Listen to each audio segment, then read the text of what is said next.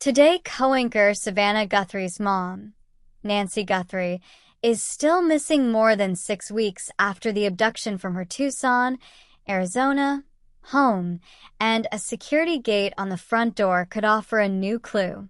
On Monday, March 16th, News Nation correspondent Brian Enton spoke with one of Nancy's neighbors, Laura, for his YouTube series Brian Enton Investigates. In addition to telling the reporter that investigators are targeting a new date in video evidence from neighbors, Laura pointed out a key detail involving the 84-year-old's Catalina Foothills residence. Nancy Guthrie had a security gate on her front door. Enton said at the beginning of the episode. Laura said, "When those are locked, they're really, really difficult to get through." So she does not believe that the suspect who we saw on video was trying to get into Nancy's house through the front door.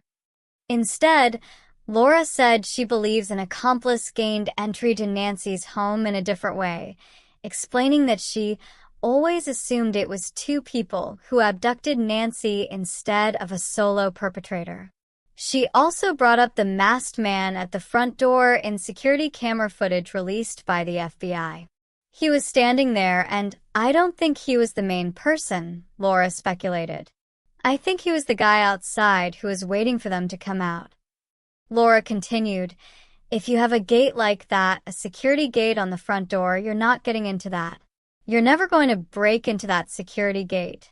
So, I think he was standing there waiting for someone to come out." In related news, a forensics expert recently speculated about a second crime scene and how that could help solve the mystery of Nancy's disappearance. Enton also revealed 2 things he thinks could ultimately crack the case.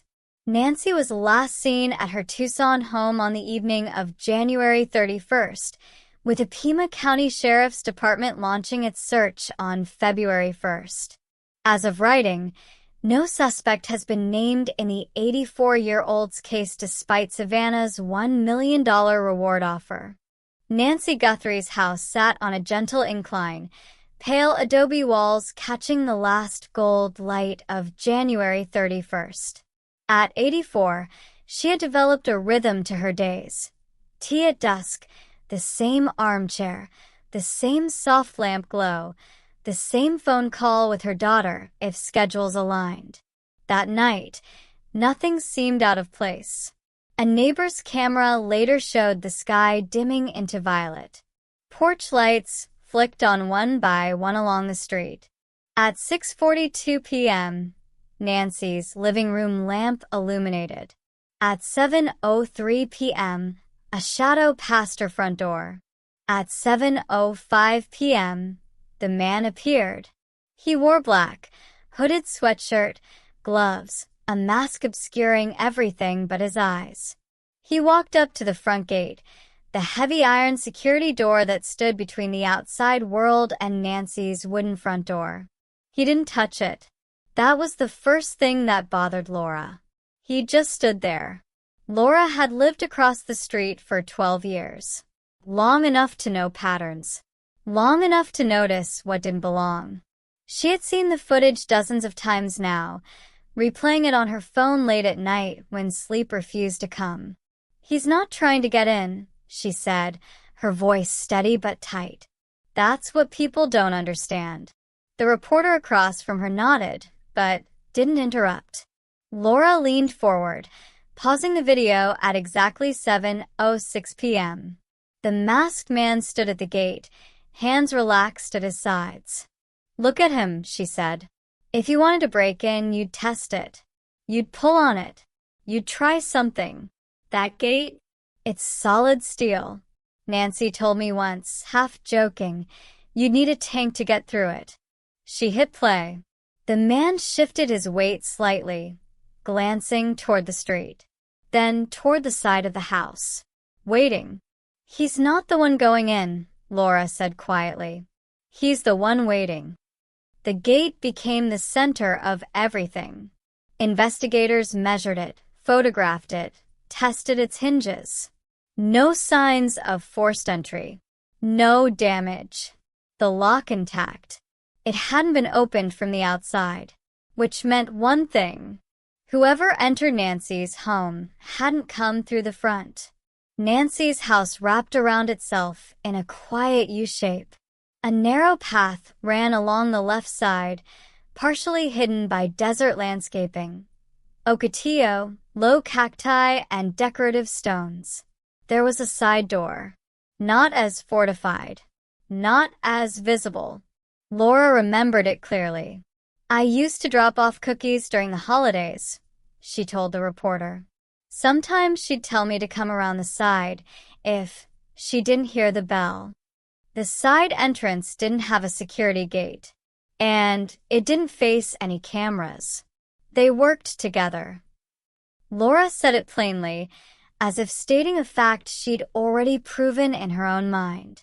"One at the front," she continued, pointing again at the paused frame. "To watch, to signal, maybe even to distract if someone came by." "And the other?" the reporter asked. "Already inside," Laura said. The words hung in the air. There were no signs of struggle in the main living area.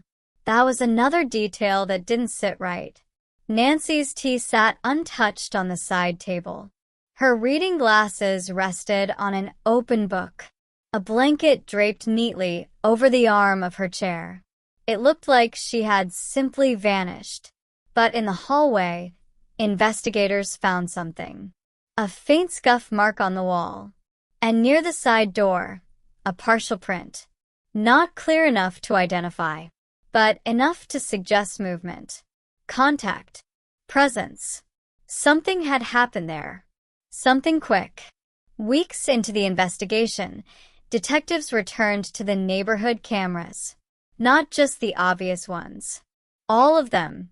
Doorbells. Garage cams. Even a camera 2 streets over that caught only a sliver of road. And that's when they found it. A vehicle.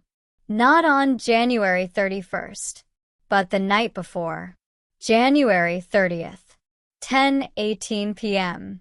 A dark SUV rolled slowly down Nancy's street, headlights dimmed.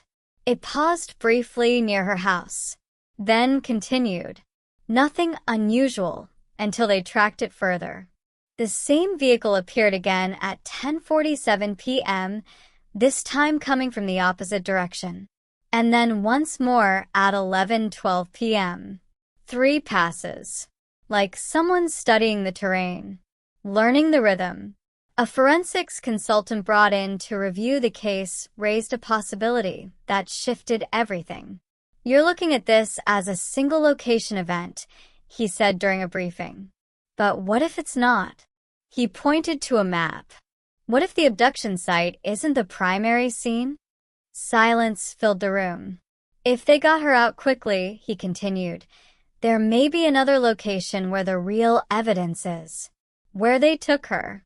Where something went wrong or right, depending on your perspective. A second crime scene. Somewhere out there. Unfound." Brian Enton had covered dozens of cases.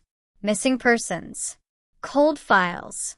Stories that faded before answers arrived. But this one lingered. 2 details stayed with him. The gate. And the timing. "Cases break on small things," he said during a recording. "Not always the dramatic evidence. Sometimes it's the overlooked piece, the thing that doesn't fit." And then there's that conversation. Do you like this? No, I don't like that. How about this? How about that? I'll eat it. But not that. But not that. But not that. But not that. But not that.